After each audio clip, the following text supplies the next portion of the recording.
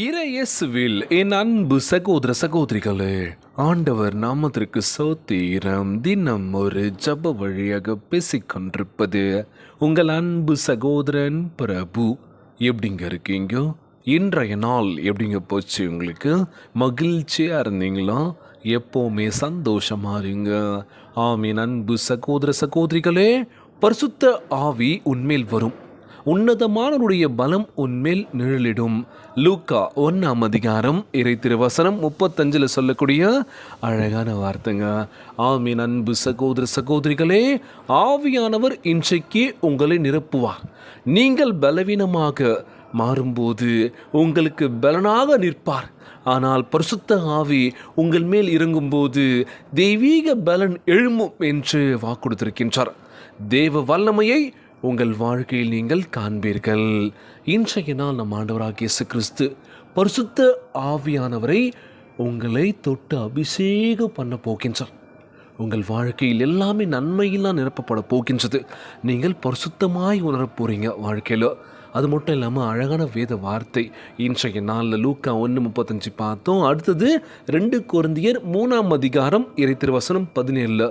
கர்த்தரோ ஆவியானவர், கர்த்தருடைய ஆவி எங்கேயோ அங்கே விடுதலை உண்டு. பார்த்தீங்களா? 2 கொரிந்தியர் 3 அதிகாரம் இறை திருவசனம் 17 சொல்லக்கூடிய அழகான வார்த்தை. படிங்க, வேதத்தை வாசியுங்கள். முழு மனசோடு முழு ஆன்மாவோடு ஜெபிக்கின்ற வேலையில், அது மட்டும் இல்லாமல் வேதத்தை வாசிக்கின்ற வேலையில் கூட நம்ம ஆண்டவராகிய இயேசு கிறிஸ்து நம்ம வாழ்க்கையை நிச்சயமாக பார்த்து பாருங்கள். உங்களுக்கு ஆசீர்வாதமாக இருப்பார் அப்படின்னு சொல்லும் போது, இன்றைய நாளில் நம்ம வாழ்க்கையில் எத்தனையோ தருணங்கள் கடந்து வந்திருப்போம். மன்னிக்காமலே இருப்போம். நம்ம தவறு பண்ணியிருப்போம், மன்னிப்பு கேட்காமலே இருந்திருப்போம்.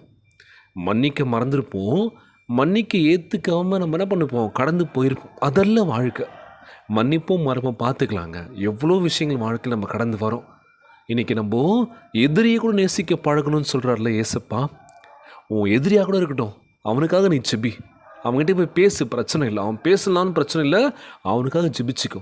ஆனால் இன்றைக்கி நம்ம பண்ணக்கூடிய ஒவ்வொரு காரியமாக இருக்கட்டுமே, அடுத்தவங்க நம்ம எப்படி பேசுகிறோன்றது பாருங்கள். நம்ம பக்கத்து வீட்டுக்காரங்க எப்படி பேசுகிறோன்றதை பாருங்கள். யாரெல்லாம் நம்ம எப்படி பேசுகிறோன்றதை பாருங்களேன்.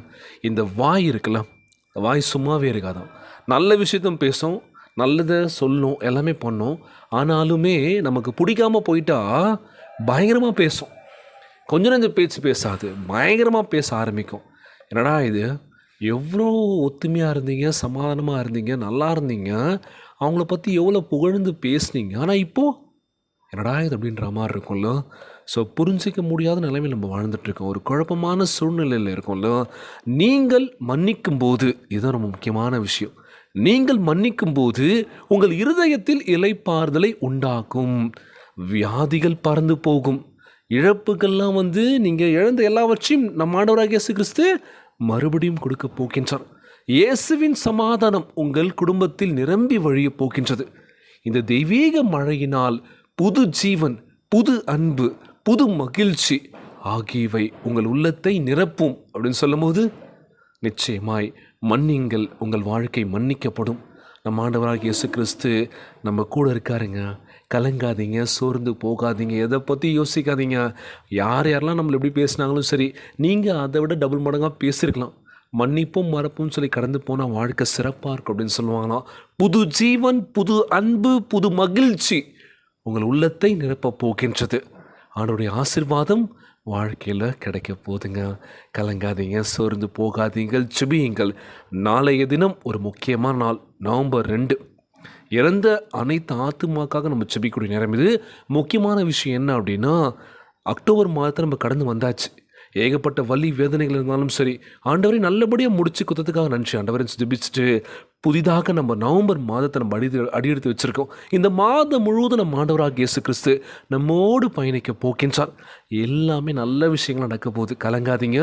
திருமண நாள் கொண்டாடுறவங்களாக இருக்கட்டும், பிறந்தநாள் கொண்டாடுறவங்களாக இருக்கட்டும், நல்ல நிகழ்ச்சிகள் நீங்கள் ஏற்படுத்தியிருப்பீங்க.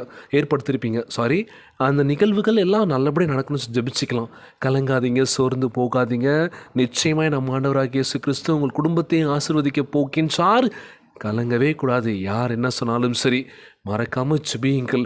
ஆண்டவர் பாவங்களை மன்னிக்கின்றார். நம்ம பாவங்கள்லாம் மன்னிச்சு இந்த மாதிரி தவறுகள் செய்யாத, இந்த பாவங்கள் பண்ணாத. நவம்பர் மாதம் உங்கள் மேல் உங்கள் குடும்பத்தின் மேலும் ஆசீர்வாத மழை பொழிகின்ற மாதமாக விளங்கப் போகின்றது. மழை ஒரு பக்கம் பிச்சுக்கிட்டு பெய்ய போகுது, அது ஒரு பக்கம் இருந்தாலும் ஆசீர்வாதம் என்னும் மழை உங்கள் குடும்பத்தை நினைக்க போகின்றது. நீங்கள் ஆசீர்வாதமாக இருக்க போறீங்க. இன்றைய நாள் ஜெபத்திற்குள்ளாக பயணிப்போமா? எங்களை மிகவும் அதிகமாய் நேசிக்கின்ற அன்புள்ள ஆண்டவராகிய இயேசுவே, இன்றைய நாள் வாக்குறுதி வசனத்திற்காக நன்றி ராஜா. அன்புள்ள ஆண்டவரே, பரிசுத்த ஆவியை எங்கள் மேல் அனுப்பியதற்காக உம்மை சோத்தரிக்கின்றனப்பா. இன்றைக்கு ஆசீர்வாதங்கள் எங்கள் மேல் மழையாக பொழியட்டும் தகப்பனே. உம்முடைய தெய்வீக வல்லமையினால் எங்களை நிரப்பி பலவீனங்கள் எல்லாவற்றையும் அகற்றி போடுங்கப்பா. இயேசுவின் சாயலாய் எங்களை மறுரூபமாக்குவீராக. எங்களை புண்படுத்தியவர்கள் அனைவரையும் மன்னிப்பதற்கான கிருபையை எங்களுக்கு அருள செய்வீராக ராஜா. சமாதானம் எங்கள் இருதயத்தையும் எங்கள் வீட்டையும் ஆளுகை செய்வதாக. தடைகள் எல்லாவற்றையும் உடைத்து ஆவியினால் விடுதலையை அருள செய்வீராக ராஜா. உம்முடைய மகிமையை வெளிப்படுத்துங்கப்பா. தீர்க்கதரிசியாக எங்களை மாற்றுவீராக. கிறிஸ்துவின் நம்பிக்கையினால் என் வாழ்க்கை மற்றவர்களுக்கு முன்பாக பிரகாசிக்கும்படி செய்ய வேண்டும் என்று ஜெபிக்கின்ற ஆண்டவரே, இந்த ஜெபத்தை கேட்டுக்கொண்டிருக்கின்ற என் அன்பு சகோதர சகோதரிகள், என் அன்பான உறவுகள் எல்லோரையும் பார்த்துக்கோங்கப்பா. யாருக்கு எந்த கஷ்டங்கள் துன்பங்களை கொடுத்துடாதீங்க ராஜா. நோய் நொடியினால் அவதிப்பட்டு கொண்டிருக்கின்ற ஒவ்வொரு சகோதர சகோதரிகளை உமது கரங்களால் தொட்டுதலால் அகற்றி போடுவீராக. புது ஜீவன், புது அன்பு, புது மகிழ்ச்சி ஆகியவை உங்கள் உள்ளத்தை நிரப்பும் என்று சொல்லியிருக்கீங்க ஆண்டவர். நிச்சயமாய் வாழ்க்கையை மாற்றுங்கப்பா. சோர்ந்து போகும் வேலையில் கூட நீரே எங்களுக்கு ஆறுதலாக இருந்து எங்கள் வாழ்க்கையை மாற்றி நம்புகிறேன் இயேசப்பா.